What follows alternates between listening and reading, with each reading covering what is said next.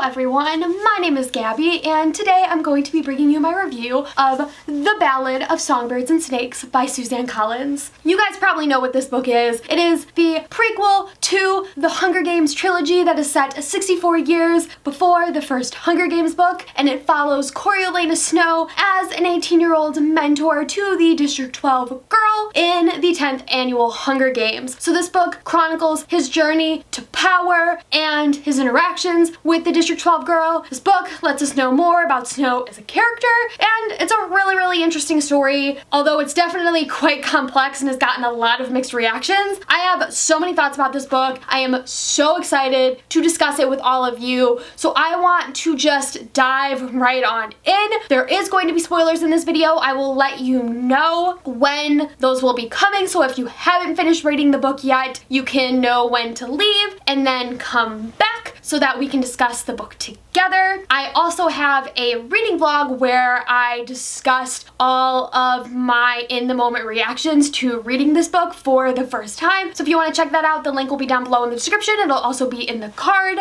for you to check out. And that reading vlog also contains spoilers. So essentially the difference between the reading vlog and this review is the fact that this review will be a lot more nuanced in my thoughts on this book because I've taken some time away after finishing the book to pull my thoughts together and really give you a good review in which I discuss all the aspects of this book. My reading vlog is very much just a lot of my reactions that are all over the place. It's a little bit of a mess, but it's a fun time, so I think both are worth giving a watch. I would maybe watch the reading vlog first before watching this review, but whatever you want to do. So I think that about covers all the introductory stuff, so I'm just gonna get right on into some of my non-spoiler thoughts for The Ballad of Songbirds and Snakes. So as I've mentioned, there have been a lot of mixed reviews for this prequel. There's people that really love it and think it's super interesting and had a great time reading it and just have lots of thoughts. There's people that are maybe a little bit more in the middle that are like, I really didn't need this book, it didn't do a lot for me, it was just sort of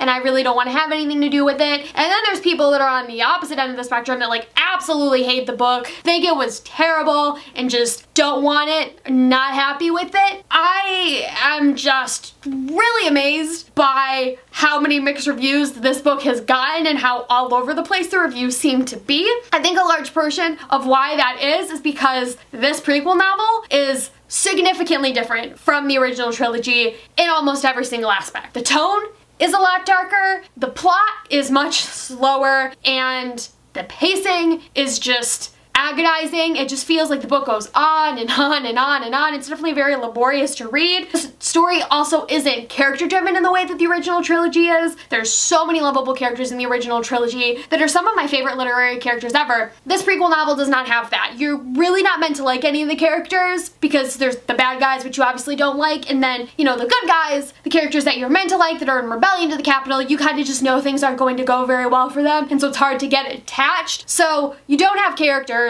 you don't really have that much of a plot because it's a lot more focused on world building and conversations about philosophy and social contracts, and that's just very heavy to read and can be a lot. And it's not exactly like that fun, fast-paced, action-driven nature that we know from the original trilogy, so it can definitely be a little bit of a turnoff. And I think all those things together just make for a lot of unhappy readers. My opinion on all of this is just because this prequel is different from the original trilogy doesn't mean that it's bad, it's just a different story, and so I personally didn't hate the book for that, and ultimately I went into this book expecting it to be very different, a large part of that being the fact that it's been 10 years, or more than 10 years, 11 years actually, since a Hunger Games novel has been released. Mockingjay came out in, I believe, 2009, so it's been 11 years. It's also been 4.5 years since Mockingjay Part 2 was released in theaters, so in that time, the audience for these books has aged up significantly, so you're able to have a lot more deeper conversations,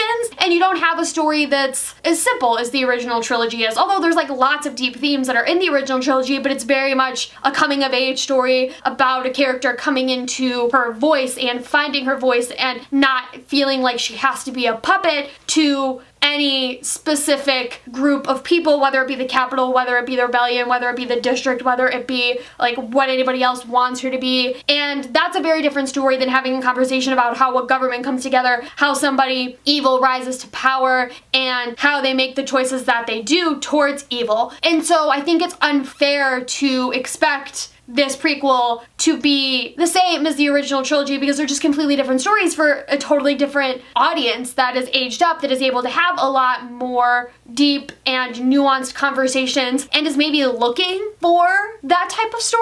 I understand it's one thing to not like the book because maybe you don't want that story, but I don't think that makes the book inherently bad, at least in my opinion. So I've been sad to see some really low star reviews just because people aren't happy with the way that the book came out. Because like I said, it's one thing to not like it, but I think it's unfair to judge the book because it's not like the original trilogy. So the last non-spoiler thing I want to talk about before I dive into spoilers is about the movie adaptation for The Ballad of Songbirds and Snakes. I could probably make a whole separate video talking about what my expectations are going to be for this movie, but one of the questions that I want to ask you guys is whether you think this movie should be rated R or not. This is something probably only that people have read the book can really truly answer, but I was on Twitter the night before the book came out and I saw a tweet that was pretty much mentioning that the movie should be rated R in order to be the most authentic depiction of the story. I kind of kept that in the back of my mind and I was thinking about it as I was reading the book, and so now I kind of want to revisit that thought now that I've read the entire book and had a few days to reflect. And I'm gonna be honest, I kind of agree. I think that the story can be told as a PG-13 movie, but I think there's a lot of aspects that will be missing because, as I keep mentioning, the story is a lot darker, not only in terms of like physical gore and really brutal things that you see happen in the games, but also in terms of the like deeper conversations that are being had that just deal with inherently darker themes. And I think it'll be hard to take that and transfer it to a PG-13 movie, especially because the things that it takes to make a rated R movie are very slim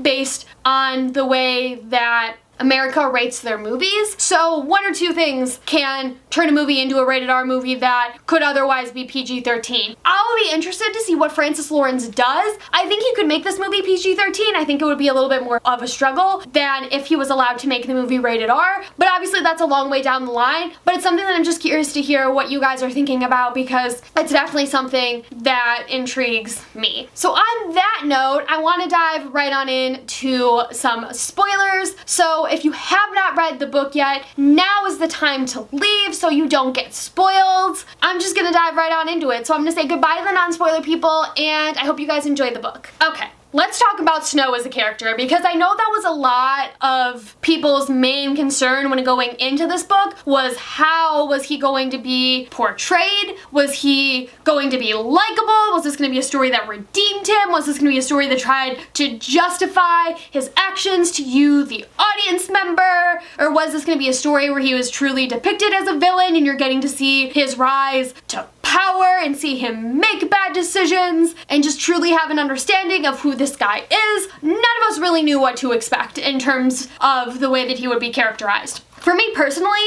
I think this story is having to watch Snow justify his actions to himself. If you've read this book and for some reason walk away from it thinking that Suzanne Collins is trying to justify Snow's actions to you as the reader, I think you've read the book wrong. And I rarely say that because I don't think that it's true in 99% of instances, because the beautiful thing about reading is that we each have our own experiences, our own background that changes the way that we consume a story and the way that we interpret things, and all those interpretations are valid. But I think in that like 1% of instances, there's a time when author very much wants to hit home on a certain message and there's very much a certain thing that they're trying to do. And I don't think Suzanne Collins is trying to justify Snow's actions to you, the reader, because she doesn't really care what you, the reader, think. It's more so about Snow as a character going on his own personal journey and having to make a decision about what type of person he wants to be and what things he wants to value. And I think one of the things that you really see with his character is that every decision he makes is the one that he thinks will best serve him, and so he ultimately has to justify each of those decisions in his mind and decide whether this is the right thing for him to do given the context. For example, later on in the book, which I'll get to a little bit later, Snow decides to turn in Sejanus when he is planning this raid of a stronghold. I don't know if it's in District 12 or if it was in the capital. I'm not really sure. Like, I was sort of confused as to what was going on there, but he was doing something that was inherently treasonous. Snow decides to use one of the Jabber Days to record his confession of what it is he's going to do, and Sejanus ultimately ends up getting hung for that. Snow at first feels guilty having to watch Sejanus die, but then he ultimately just decides to justify it because Sejanus broke the law and he was trying to help Sejanus because what he was doing was wrong and defying the government. And we all know as readers that what he did was absolutely not okay, and that at that moment we sort of get the impression that there's no redeeming Snow if this is the choice that he decided to make, if he decided to turn in a friend who was good and kind to him rather than actually use his own judgment and see that the Capitol and the things that they're doing are wrong and inhumane. I mean, Snow's not a likable character. You're not meant to feel sorry for him. You're not meant to feel like his actions are being justified at all. It's just, you know, a story that's chronicling his journey to evil, and it's a good villain origin story at that, and a complex one. I found his character to be terribly annoying and frustrating at times, but I think Suzanne Collins ultimately hit the nail on the head and depicted his character perfectly. So one of the things that I really wasn't thinking about going into this book was who the supporting cast of characters was going to be that surrounded Snow. Knowing that this was a book about a villain who was from the Capitol and that we were going to be getting, why are all of my words jumbling together? That we were going to be getting a lot more of a focus on the Capitol. I kind of figured that a lot of the characters would be similar to him or just like different degrees of him. And we definitely have some Capitol children that are not likable in this story, but we also have Sejanus, who I think is one of the more likable characters in this book, that comes from District 2 and is absolutely horrified by the things that the Capitol does and actively stands up to them time and time again in this book. I think one of my favorite moments that his character has is at the beginning of the games when he sees Marcus's body dangling, and he just sees how horrific and gruesome that is, the way that they have tortured and abused that child simply for trying to protect himself. Him throwing the chair at the television and just walking out of the room with a burst of anger, and then ultimately going into the arena in order to give Marcus a funeral and give him final rites and blessings is really powerful and just speaks to how good of a character he is. And there definitely is aspects of him that remind me of Peeta and a little bit of the humanity of Katniss in terms of the way that she deals with Rue, and I feel like the parallel there was definitely intentional and I loved that. Ultimately, I think the thing that I really liked about Sejanus as a character is the fact that you realize that Snow isn't just inherently surrounded by horrible characters and all of these people who all have the same Capitol mindset. There are people around him who are good and present to him an example of what it means to be good, of what it means to stand up to the Capitol, of what it means to recognize how inherently evil the Capitol's actions are. So he had that opportunity to be good and had those examples set for him, but he chose not to follow them, which almost makes him worse because he had the opportunity to do good and to stand by those people and stand up for those people that were trying to do the right thing, and he didn't. It really makes you hate Snow all the more. I feel like I'm hating Snow more and more as each second of this review goes on because he's just so terrible. But Sejanus, we love Sejanus. He's wonderful. And I could just spend this whole review talking about him and how great he is and lovely he is, and I'm so excited to see who they cast for him in the movie because I just know I'm gonna fall in love with him.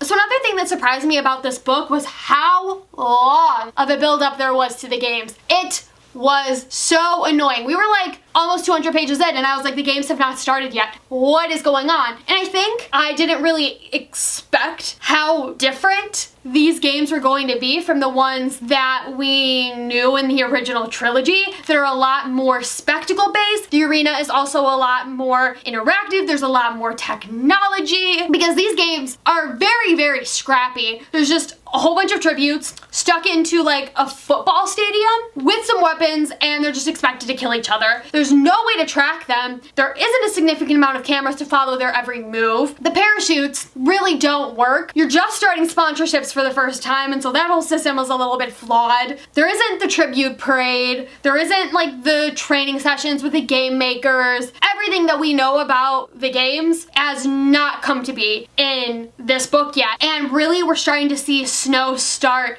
to develop and turn those games into what we know later on, and ultimately him and his father are the ones that are responsible for the creation of the games, and so that's an entirely Snow legacy, which I think is really interesting, and I'll talk a little bit more about that later on. I think we were all going into this book expecting it to be like the 10th Hunger Games because that was the way that it was marketed, and the games themselves were the worst part of the book. I was so bored. I didn't care about any of the tributes. I was kind of just waiting for it to be over and be interested to see who wins and what happens. They disappointed me. The games themselves disappointed me. I thought the process of the games coming to be what we knew them to be was interesting, but it wasn't enough to make me really feel like this is great, like this is so interesting and compelling. It was just sort of like meh for me, and considering the fact that I was expecting these books to be mostly the 10th Hunger Games was a little bit of a letdown. Honestly, like, it makes sense because Snow as a character is not going to be someone that cares about the other tributes. We're not really going to see the other tributes humanized the way that Katniss humanized them because we're watching the entire games from the outside, from somebody who sees these people as district as nothing more than, is it dispendable? Is that the word? Expendable. That's the word. So Snow sees the tributes as expendable, so it's honestly not surprising to me that the games weren't that exciting because you're not seeing it from the perspective of someone who is in the games like we did from Katniss's perspective.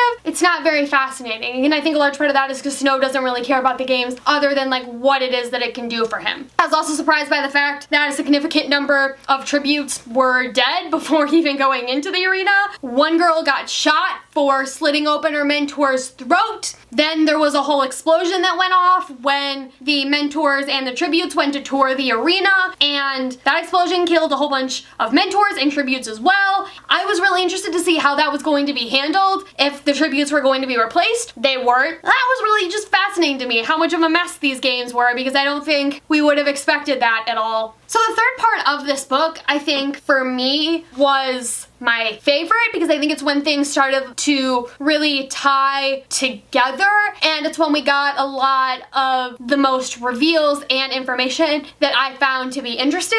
So we get to see Snow as a peacekeeper in District 12, which honestly explains quite a lot. Once Katniss comes around 64 years later, Snow has been in all of the spots that she considers home to her. He also probably sees aspects of Lucy Gray in Katniss. He also probably hates District 12 and has had more of a revulsion for the district because of his time spent there as a peacekeeper. It was a detail that I was surprised by, but I thought was absolutely a smart choice. It helps to give Snow more of a understanding of the districts and what life is like there, and give him more of a reason to hate them, especially District 12, and like want to take vengeance out on them. So another thing that we get in this third part of the book is the history of the Mockingjay and the Jabberjay. And at first I thought like this is information that we already know, and then suddenly it went a lot more into depth with how the Jabberjays work, and we got all this information from this Dr. K character who was in charge of the Jabberjay experiment. One of the things that I loved that I thought was just such brilliant writing by Suzanne Collins is the fact that Snow like immediately has a revulsion for the Mockingjay because he considers it unnatural and in defiance of nature and natural order. It's the one thing that I think he consistently hates throughout the entire book, because Snow is constantly wavering on things, from his like relationship with Sejanus to his relationship with Lucy Gray to the way that he views the Capitol and the games. Like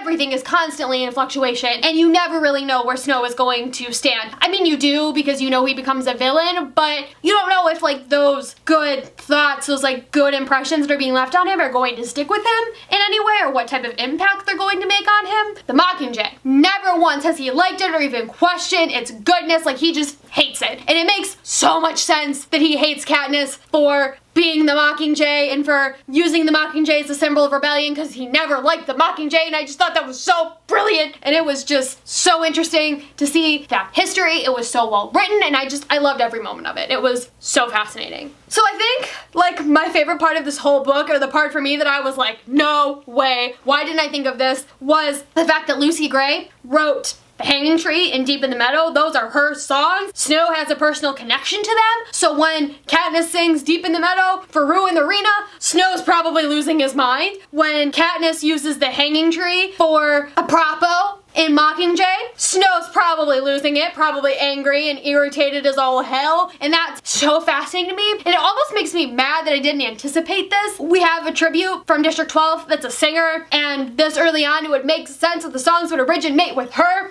but I didn't see it coming, and I thought it was so interesting to see the origins of the hanging tree come to life in this book, because I just never would have expected that from this story, and I found it so fascinating. And also the fact that Snow has a personal connection to it, because then when it's used in Mockingjay, like the whole meaning behind it it changes. It's crazy. It's crazy. And the hanging tree is honestly one of the reasons why I'm thinking that this movie needs to be rated R, because the final verse about a necklace of rope is really significant in this book. And in Mockingjay Part 1, they specifically added in a scene of Plutarch explaining that he changed the line to a necklace of hope because they couldn't use a necklace of rope in a PG-13 movie. Now I'm thinking, like, how are they going to have a whole movie where, like, the final chunk of it is focused on the creation of this song, and the final verse that Lucy Gray sings, the last things we ever hear from her before she disappears, is the line about a necklace of rope. Like, you're gonna need to have the line, a necklace of rope. How do you do that if you weren't even able to have it in the first movie where you featured that song? So, I don't know. I'm very curious to see how that's going to fit into the movie. I thought it was so interesting to see the origins of that song, from like Arlo calling out for his love to 3 and saying he murdered 3. Like, the minute that was on the page, I was like, oh my god, this is it! And then I was curious to see how it like melded and molded and grew from there, and then you heard Lucy singing the song for the first time, and then it was a ride, and then you heard Snow hearing it for the first time as Lucy Gray is singing it to him for them to find a meeting place, and it was just, it was a ride, man. But it was absolutely by far my favorite part of this book, because I didn't see it coming, and it was brilliant. So Lucy Gray, what happened? I really loved her character in this book. I thought she was really, really interesting, but I think because we're seeing her through Snow's lens, we never really get to know her that well, and so I'm still feeling sort of reserved on her as a character, because Snow has a very much like a lightning like 180 towards her character towards the end of this book. He starts off deciding that he's going to run away with her because she is all that he has left, and she is the love of his life. They go off into the woods together. He finds the murder weapons that were used to kill the mayor's daughter and Billy Top, and immediately he sees the fact that he can destroy the murder weapons and then go back to District 12 and go to District 2 and continue to rise up above the ranks and learn and basically reclaim his old position. He just immediately starts to hate being in the outdoors and being in the hot sun and all the insects, because he wants his nice sheltered house and all of his luxuries. You can just tell he's not having any of it. Like, immediately, like 5 minutes in, he's just like, no, don't want this. Then Lucy Gray wanders off, and Snow starts to realize that she's put together the fact that he's responsible for sending Sejanus to his death, and so he starts to fire at her, and then she sings the line about like a necklace of rope, and then Snow gets bitten by a snake because Lucy sends a snake after him. Then he just kind of like crawls out of District 12, and like that's the last we see of Lucy Gray. We find out that like the 10th Hunger Games get erased, so nobody's gonna know who she is, nobody's gonna know her games, nobody's gonna remember her. That's about it for her story. I just don't know how I feel about her ending. No, it follows the ballad that she's named after, and ultimately, like, I'm not surprised that her character ended the same way as the ballad named after her, like that the endings are exactly the same for both characters. It's still kind of annoying because I think we were expecting to walk out of this book with a lot more of the holes filled, and we were expecting to have more answers rather than questions. That's unfortunate. For me, personally, I think either Snow shot her and she died, or she hung herself because she sung that last verse of the hanging tree, and she ultimately recognized that the mayor was either going to be after her or the Capitol was going to be after her, and that she wasn't going to have much time left, and that she would rather die at her own hands than die at the hands of the Capitol, because she has that line where she's like, you know, something someday will kill me, but it's not going to be the Capitol or the districts. So it makes sense to me that she would hang herself and like sing that last verse. But maybe she also does that to get the Mockingjays to sing and like cover up her tracks so that Snow can't follow her. So I mean, maybe she does escape. I don't know. I was sort of just confused as to like what was going on there, because it was like a very disorienting scene, and I even went back and reread it, and I was just like, there's a lot going on here. It's definitely an interesting ending, to say the least. Not the one that I was expecting. So then Snow ends up going back to the Capitol and is greeted by Dr. Gall, who is the head game maker that speaks in rhymes, which is so creepy. We essentially find out that she is the one that sent Snow to District 12 and is essentially manipulating him with all of these assignments and is essentially testing him to see if he's going to be like his father, who is the one that we know created the proposal for the games. And so ultimately, I think she's testing Snow to see if he has the same temperament and that if he's similar to his father and is going to be willing to do what it takes to turn the games into a spectacle and be able to work alongside her in that regard. And when Snow turns into Janus, I think that's like her ultimate confirmation that Snow is going to be able to work alongside the Capitol, is going to be aligned with their agenda, and that he is not going to pose a problem. And I think ultimately she sent Snow to District 12 to try to get rid of Sejanus, to try to get rid of Lucy Gray, any of those distractions that could pose a threat to the Capitol and their new agenda as they continue to build up the games and continue to build up their wealth after the war and try to return to some sense of normalcy, because there were lots of Capitol children that were starving and there was cannibalism and all of these things. The Capitol is very much working to return to its wealth and prosperity that it had before the war. Dr. Gall sees Snow as a person who's going to be able to do that. I just find her like, she's so creepy, and I don't like her. She's definitely like an interesting character, to say the least, in terms of the way that she molds Snow and the way that she views the world and humanity, and yeah, she's a lot. I thought it was really interesting that Suzanne Collins provided us more of a background for how the games were created, because Katniss has a line in Mockingjay when she's in that room voting on the symbolic Hunger Games after the end of the war, and she sort of questions, was this how the games originally came about? Like a whole bunch of people voting on it, and maybe there was somebody who was in dissent, but their voice got turned down by everybody else, and she sort of wonders how we got to this point. You get the answer to that. There was this assignment that Dr. Gall put together that was like entirely hypothetical to see like what type of situation would you use to like punish somebody, like it was something along those lines. Highbottom is really, really drunk when he comes up with the idea of the Hunger Games, and he's horrified to find out that while he was asleep, that Snow's father typed up his ideas and turned the proposal in, and eventually it ends up being used and turned into the Hunger Games that we know from the original trilogy. And Snow is the one who is responsible for creating the games as more of a visual spectacle and as more entertainment, because ultimately it stops people from seeing the brutality of the games, because I thought it was interesting how many Capitol people were in dissent of the games, like they weren't happy with it, that didn't want to watch it, that really weren't a fan of it. And I think if the games had stayed that way, it probably would have died out and they probably wouldn't have kept doing it because it wouldn't have been successful. And then Snow made it mandatory for everyone to watch it. He turned it into a pageant and allowed the Capitol people to get involved and let them bet like it was a sporting event, and turned it into some sort of entertainment. And that stopped people from really seeing it as brutal and completely revolutionized the games and allowed them to continue for 65 more years. And I find it so interesting that something as like nightmarish as the Hunger Games can be created entirely hypothetically and then actually made into reality. It's a really, really terrifying thing. Highbottom as a character I think is really interesting because you see that he doesn't like Snow and is like openly insults him and makes a lot of offhanded comments, and you just really don't know what's going on with him. You know that he's on drugs and that he's like constantly just like in a daze, he's just out of it, he's like not present, but you don't really know what went on with him to drive him to that. And then you get the answer towards the very end, and it's really, really interesting to see that he's credited for creating the games, but he absolutely did not want them. He ends up being the first person that Snow poisons. We don't really understand why Snow poisons him. We don't really get a specific motive other than the fact that he maybe just posed a threat to Snow because he had information about his father and could have potentially brought down Snow. He also was the one that originally sent him to District 12 and punished him for cheating in the games. He also insulted Snow several times, so I think Snow just like honestly didn't like him, wanted nothing to do with him, and just decided to poison him and get rid of him rather than have somebody there who could pose any sort of opposition or threat to him in any capacity, which honestly seems a lot like Snow. And I was expecting the poisoning to come earlier on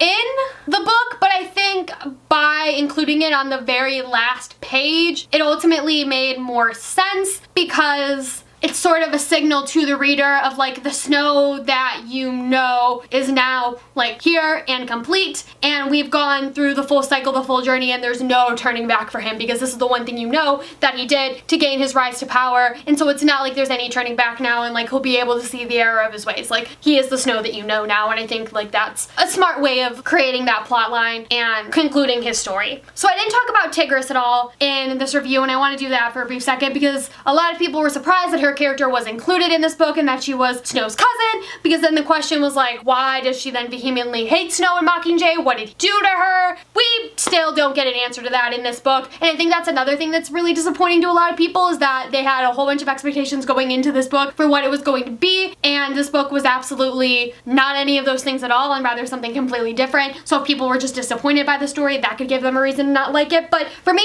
personally, I think Tigris's character was kind of a meaningless inclusion in this book. I found some of her scenes really interesting, particularly the one after Snow goes into the arena and she looks at his clothes and can like read the clothes and sort of have an understanding of what it is that he went through. And I think ultimately, like, I'm kind of happy we didn't see a specific fallout between them as characters, because I think, in my mind, at least the way that I interpreted it, Tigris has seen Snow grow up all of his life, and she knew him as like a young boy who was sort of good, and she saw him turn into the person that he was, and ultimately is just disappointed by his choices, maybe is repulsed by his choices, and ultimately just decides to distance herself from him.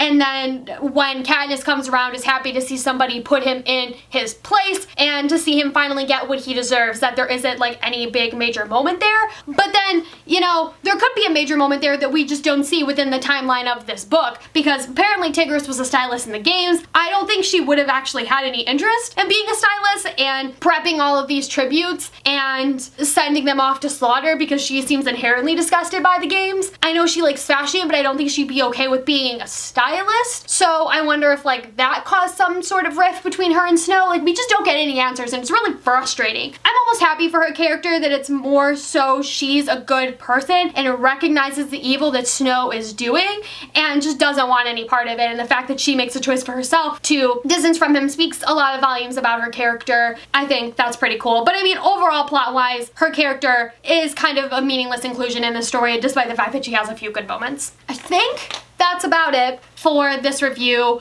It's so hard to cover everything because this book is incredibly dense, and I just wanted to focus on some of the main things that I enjoyed in this book. Thought the parallels from the original series in this book were really, really interesting. One of the things that my friend pointed out to me when I was video chatting with her and we were discussing the book after having both finished it was the fact that Snow's penthouse in this book is potentially the tribute center in the original trilogy, because there's the garden on the roof. That blew my mind because I absolutely did not notice that at all, and I'm curious as to whether any of you noticed that at all, because that was mind-blowing to me. There's the mention of the Katniss plant, which was a really nice way to like bring Katniss into the story and like have a slight reference to her character that wasn't actually a reference to her character, so that was very clever. I loved the relationship between Lucy Gray and Maude Ivory, because it felt very much like Katniss and Prim, and I appreciated that. I thought all of the music in this book was really beautiful and really haunting and really interesting, and I really hope James Newton Howard returns for the movie, because if he does, I think he's gonna have a really badass score on his hands, and it's gonna be very interesting to see what he does with that music. There's so much going on with this story, and I feel like there's so much more to discuss, and I'm really excited to dive into it more down the line as we get closer to the movie's release and find out more details about the movie and casting and start to see behind the scenes pictures and things. All of that is obviously a long way down the road, but I think there's lots of room and growth for the story to evolve, and I'm really, really excited for that. Overall, I enjoyed The Ballad of Songbirds and Snakes. I thought it was an interesting story, an interesting origin for President Snow, and I think there's lots of room to grow beyond this story. I'm excited to see the movie adaptation. This book is definitely nowhere near as good as the original trilogy, but I think for what it is, it's really good and really interesting, and the philosophy behind it is really unique. I'm happy with the story that we got. I think Suzanne Collins did a good job with it. Thank you all so much for watching. My name is Gabby. If you want to follow me on social media, all of my links are down below in the description. I hope you all are having a wonderful day, and I will see you next time in a new one. Goodbye!